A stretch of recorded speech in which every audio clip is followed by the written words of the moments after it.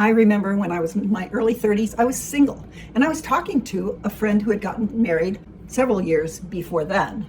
And she told me that she and her husband were sleeping in different rooms. I was shocked because I had this ideal that in marriage you would always sleep in the same room and in the same bed. I mean, that was essential, right? Well, I didn't get married for about 20 more years, and let me tell you, things changed. Do we get a sleep divorce in second half of life? Let's talk about it. My name is Jeanette, and welcome to my Further Journey Aging on Purpose channel. Today we're talking about sleeping with another person.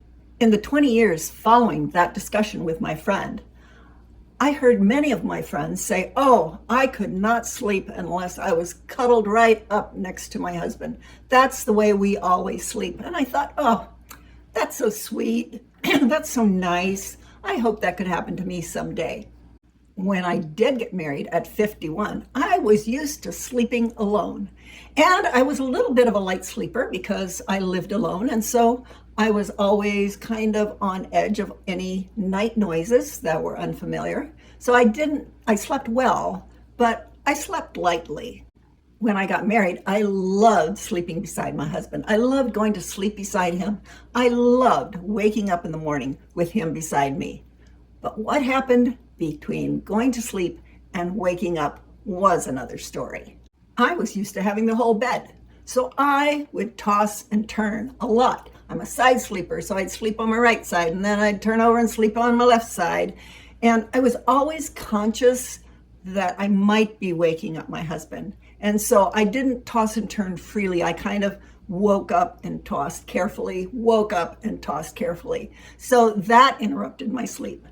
Then my husband snored a little bit, and that would wake me up as well. So my sleep wasn't really great the first few years of our marriage.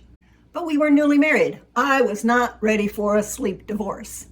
Eventually, we were able to solve all our sleep issues by him getting a CPAP machine, and along with me tossing and turning, I liked a soft mattress and he liked a very firm mattress. And so the soft mattress we had when we got married was too soft for his back. So we eventually got a split king. Now, a king size bed is equal to two single beds side by side. And a split king is just two single beds side by side.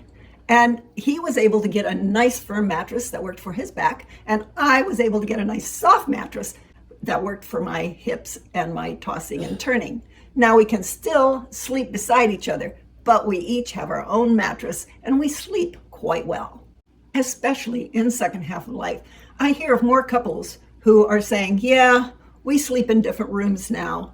And you add to that women going through menopause and their struggles with sleeping and the temperature they need the room at versus what their spouse wants. It just gets more complicated. Getting good sleep is critical.